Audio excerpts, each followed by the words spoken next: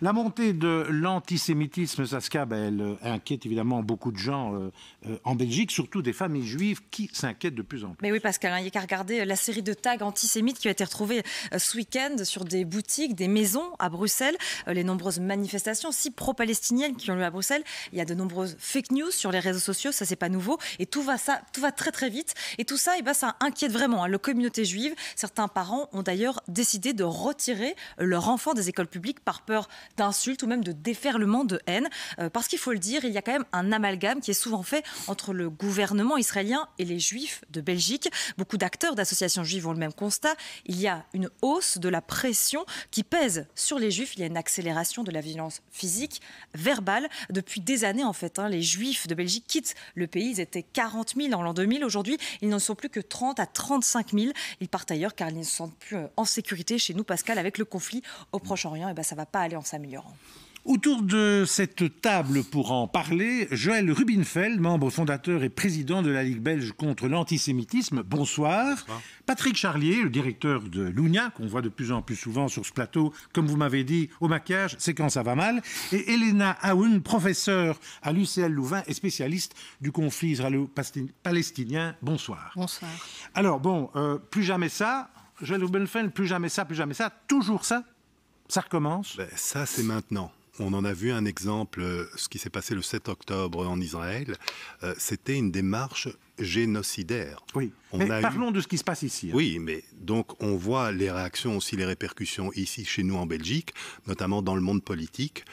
Je ne veux pas revenir sur votre interview avec Raoul Edebo. Qui avait un côté puéril et en même temps une indignité totale. Ces personnes... Oui, il a dit, peut-être pour ceux qui n'ont Israël est un État terroriste comme le Hamas. Non, il a dit qu'Israël est plus terroriste. Oui, plus terroriste. Donc c'était d'une puérilité. J'avais l'impression d'entendre un jeune garçon de 8 ans à la cour de récré. Non, c'est toi plus. Donc c'était d'une puérilité et d'une indignité aussi absolue. Ces personnes importent le conflit. Ces personnes sont devenues des vecteurs de l'antisémitisme dans nos rues. On le voit au niveau de différents partis, essentiellement le PTB et aussi Écolo, qui, pour des raisons électoralistes ou pour des raisons idéologiques, on le voit aussi au sein du Parti socialiste, une partie de ce parti, qui ont sacrifié leurs principes, et en l'occurrence la communauté juive, sur l'autel de l'électoralisme. Et donc aujourd'hui, on arrive à une situation où les juifs ont peur, où les juifs quittent le pays. Comme vous le dites, on est passé de 40 à 30 en 15 ans. Je veux dire, il faut bien comprendre que à ce rythme-là, dans 20 ans, il va rester 2000 juifs en Belgique. Et donc, il faut agir. Il y a une responsabilité au niveau politique et il faut agir pour ne pas importer ce conflit et pour lutter contre l'antisémitisme. Vous savez, juste pour terminer, beaucoup de gens disent moi, si j'avais eu 20 ans, 40, j'aurais été résistant. Ce que je constate aujourd'hui, c'est que parmi ces personnes-là, ces personnes sont aujourd'hui des néocollabos. Et ils n'ont même pas... Vous allez loin. Oui, mais bien, il faut enlever les gants. Il faut arrêter d'avoir un discours feutré. Il y a urgence. Ces gens sont des néocollabos qui n'ont même pas l'excuse d'avoir la Gestapo dans la rue pour leur mettre la pression. Donc, il faut agir, il faut dénoncer ces personnes. Alors, tout n'est pas sombre. Je veux dire, il y a certains partis politiques... Oui. Attendez, on va demander peut-être à Elena Aoun. J'imagine qu'en entendant ce discours, vous avez envie de répondre peut-être avec d'autres arguments ?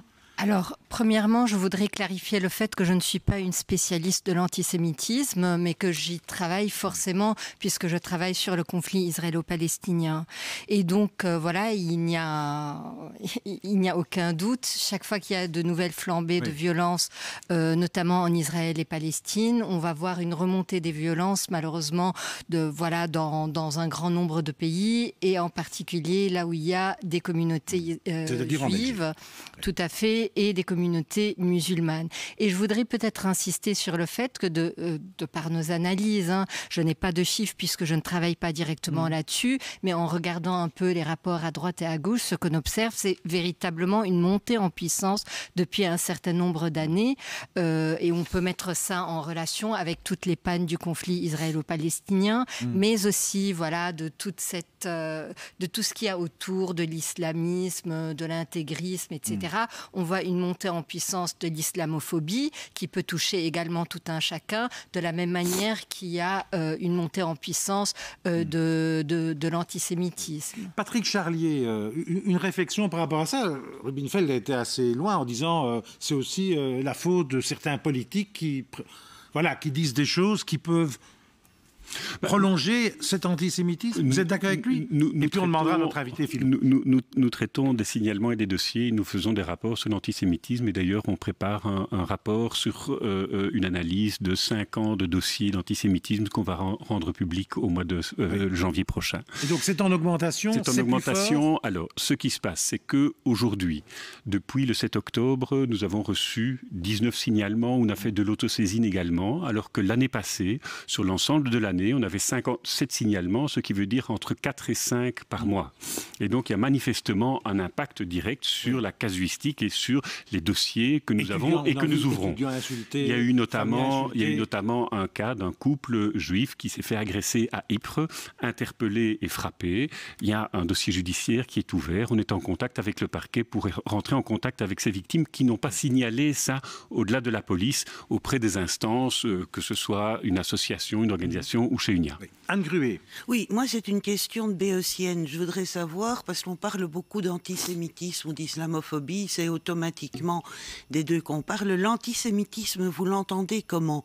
C'est-à-dire de l'antisionisme, c'est-à-dire l'expansion territoriale, de l'antisémitisme religieux, de l'antisémitisme racial qui pourrait se distinguer autrement. Est-ce qu'il n'est pas peut-être temps, à certains moments, d'expliquer aux gens qu'est-ce qu'ils veulent dire par ça? Parce que sinon, antisémitisme, le sémitisme, c'est quoi? C'est Sem, le fils de Noé, avec la langue arabe et l'entièreté. Vous êtes recyclé en spécialiste, là, hein? Non, je ne suis pas vous avez un discours de prof d'université. Ce sont des choses que je connais et qui devraient être connues par tout le monde. Qui veut répondre courtement? La première chose, c'est que nous utilisons une définition juridique de l'antisémitisme qui est le critère de l'ascendance. Dans la loi contre le racisme, il y a un critère spécifique qui est l'ascendance, qui n'a rien à voir avec l'origine nationale ou l'origine ethnique. Et donc, historiquement, l'incitation à la haine, la violence ou la discrimination des Juifs parce qu'ils sont juifs, en raison donc de l'ascendance, est sanctionné. Il y a un deuxième volet. Il y a un deuxième volet. C'est de ça que les gens, que les manifestations, c'est là-dessus. Qu'est-ce qui se trouve, parce que les définitions juridiques, merci, je connais. Mais qu'est-ce qui se trouve dans la tête des gens quand ils vont manifester? Et c'est là qu'il faudrait faire une différence. Justement, on va aller voir, on va aller sur le terrain, voir ce que les gens en pensent. Jody, sur ce sujet, vous avez posé une question. Je lui ai coupé la parole. On reviendra juste après, mais on va aller voir justement ce que les personnes sur le terrain en pensent. Voilà, c'était de voir un petit peu, Jody, si les deux communautés, justement juives et musulmanes, ressentaient un quelconque regain d'animosité depuis le début du conflit, Jody. Alors Saskia, je dois vous avouer qu'en tant que journaliste allé sur le terrain et poser des questions, interroger sur le conflit israélo-palestinien du côté de la Belgique, on n'en ressort pas indemne, en tout cas humainement. On parlera plus tard évidemment dans le débat du côté de la communauté musulmane. Mais là, dans la communauté juive, nous avons rencontré avec Thomas François, mon cadreur, plusieurs personnes qui ont refusé de nous parler face caméra, par peur. Et puis il y a eu Dimitri. Dimitri, lui, il n'a pas peur, mais son discours est tellement puissant que je préfère vous laisser écouter. Moi, personnellement, dans ma vie, tous les jours, non. C'est difficile de s'exprimer là-dessus, il n'y a pas de bonne et de mauvaise réponse. Par contre, oui, dans ce qui a l'air de se passer dans le monde, en France, en Allemagne, à la synagogue à Berlin, oui, c'est clair qu'il y a des gens qui utilisent ça pour commettre des actes qui sont extrêmement condamnables. Et en fait, de manière générale, ça sert à l'importation de ce conflit qui n'a aucun lien avec la Belgique, quelle qu'elle soit. Donc, toutes ces choses-là, elles sont relativement loin. Ça ne veut pas dire que ça ne pourra jamais se passer. D'ailleurs, on le disait, ça s'est déjà passé pour d'autres peuples que les Juifs à d'autres endroits dans le monde. Donc ce danger-là, il pèse sur l'humanité à n'importe quel moment. Mais cette possibilité de déshumaniser l'autre, de remplacer les personnes par une idéologie, par des idées, contre lesquels on peut être, parce qu'on ne peut pas être contre des personnes, où ça s'appelle du racisme, de la xénophobie ou de la déshumanisation. Ça, c'est très dangereux. On peut être contre les idées des gens, mais aujourd'hui, il y a un glissement entre les deux où, en fait, si je ne suis pas d'accord avec vos idées, ça veut dire que je nie votre personne. En fait, ce n'est pas du tout le cas. On peut être en désaccord idéologique, même très fort, et puis quand même partager un repas, s'apprécier en tant que personne. Ça, c'est possible. Et j'ai l'impression que ça, aujourd'hui, avec les réseaux sociaux, mais avec tout un tas d'autres choses aussi, ça n'existe plus trop, en fait. Il n'y a plus trop cette distinction qui est possible. Soit on est d'accord et alors à la vie à la mort, soit on n'est pas d'accord et alors plutôt à la mort. Ouais. Où est Voltaire Où est Voltaire? C'était pas de lui la phrase. Hein. Je ne suis pas d'accord avec vos idées, mais je me battrai pour que vous puissiez les exprimer. Où est-il? Il oublie quand même, et je tiens à le souligner, qu'en Belgique, on a eu l'attentat au musée juif, qui est un attentat à caractère antisémite, où il y a des personnes qui sont mortes et qui ont été tuées parce qu'elles étaient juives. Il ne le signale pas parce qu'il signale des faits. Mais justement, on va encore l'écouter. Je pense qu'il a encore autre chose à dire, Jody, à ce niveau-là. Oui, mais eh bien justement, on parlait de génération et de la peur des Juifs en général ici en Belgique. On écoute toujours Dimitri. Il comprend que certaines personnes aient peur de nous parler. C'est une question de génération. Écoutez. D'un point de vue des générations, mon éducation par rapport à cette énorme tragédie qu'est l'Holocauste ou la Shoah n'est pas du tout la même que ceux de mes parents ou ceux de mes grands-parents. Mes grands-parents l'ayant vécu, c'est un traumatisme vivant qui est dans leur chair. Mes parents, eux, on leur a raconté toute leur vie que ça pouvait se repasser à n'importe quel moment, ce qui n'a pas été le cas, évidemment. Et donc, je pense que, oui, on affronte la vie avec quelque chose d'un peu différent. Est-ce que l'antisémitisme ne s'est pas banalisé, même bien avant ce qui s'est passé au Proche-Orient, quand on prend les écoles juives qui sont gardées, la synagogue qui est gardée, etc. Est-ce que là, on n'a pas accepté que finalement, les Juifs sont en danger, notamment à Bruxelles?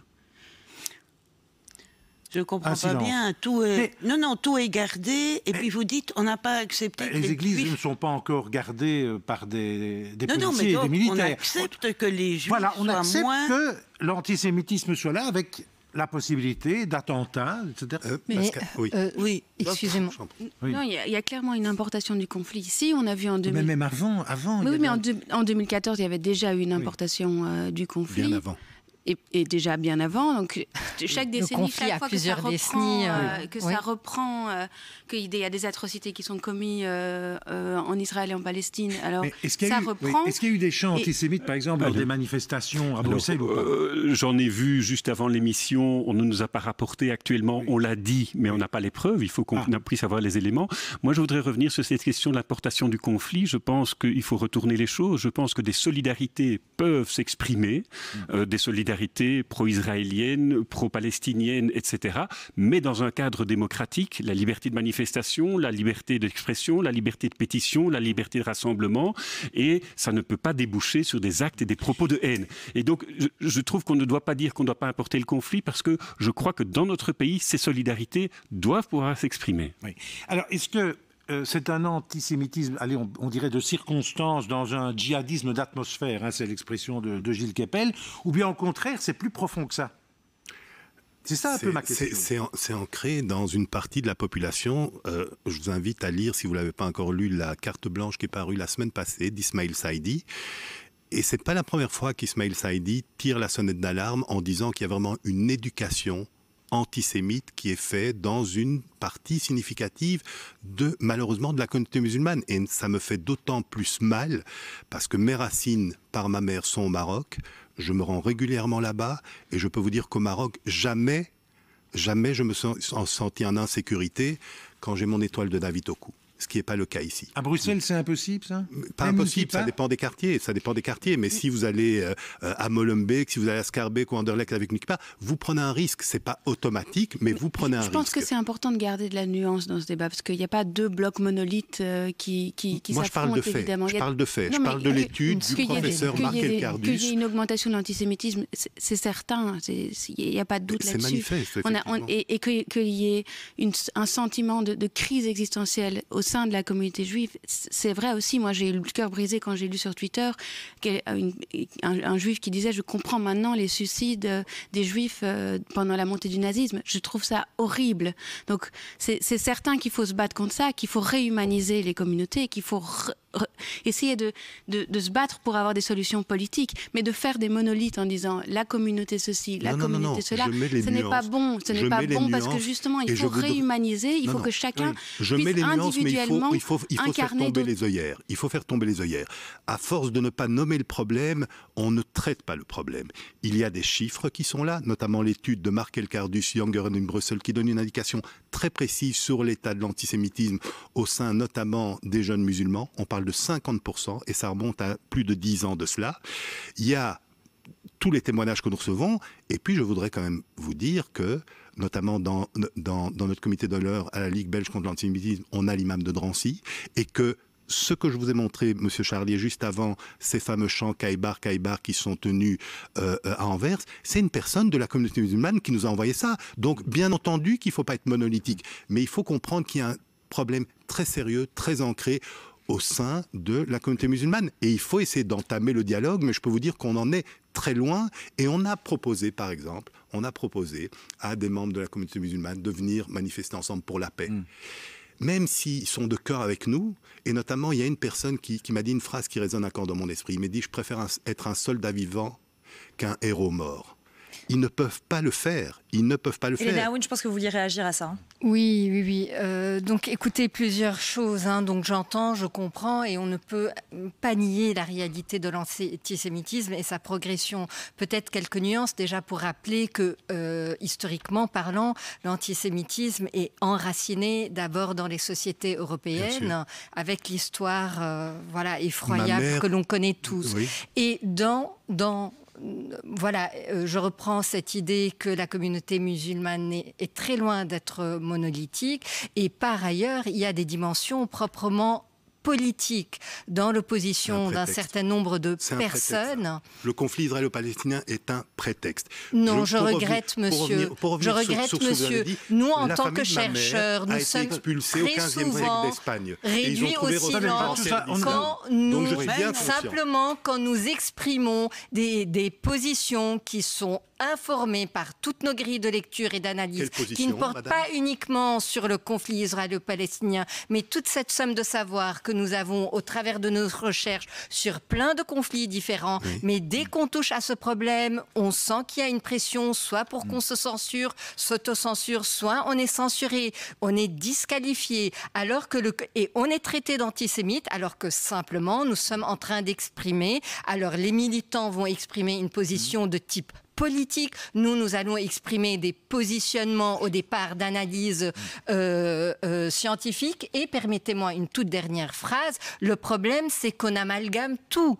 Quand quelqu'un comme moi ou comme une infinité d'autres collègues sont réduits au silence avec le label d'antisémitisme, on ne sait plus de quoi on parle. Je ne connais pas vos écrits, madame. Je ne connais pas vos écrits. Je ne sais pas du tout. Vous me connaissez, c'est la première fois que je vous... Et la nuance, on l'a. Je voudrais juste préciser, pour revenir sur un point qui a été en un mot, parce que là, on explose les compteurs. Oui, mais quand on parle de l'amalgame, gouvernement israélien, les belles juifs, toutes ces choses-là, c'est pas de cela qu'il s'agit. C'est pas par rapport au conflit. Le conflit est un prétexte pour une haine, et cette haine qui est dirigée contre les juifs est dirigée contre la société occidentale.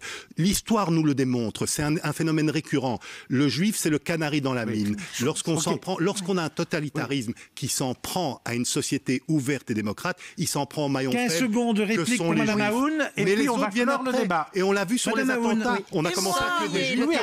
Bien sûr. Sans nier le caractère les attentats ont commencé avec des cibles juives et puis après à Malbec, à Zaventem, au Bataclan et les terrasses. Sans nier la spécificité de l'antisémitisme, je voudrais insister sur le fait que notre société va mal avec toutes ses valeurs, parce que qu'on regarde les chiffres du racisme, les chiffres de l'islamophobie, mais également du sexisme, etc. Tout ça est en train d'exploser. C'est pas les juifs qui s'en prennent aux musulmans. Mais tout le monde s'en prend. Les juifs ne s'en prennent pas aux musulmans. Conclusion, 30 secondes. La juge, il ne faut pas inverser les choses. Allez-y. Alors je voudrais vous dire une chose. Quand vous dites que je n'oserais pas ou que je ne me sens pas en sécurité d'aller avec ma croix de David à Molenbeek, l'étoile de David, pardon. Excusez-moi, je suis mécréante.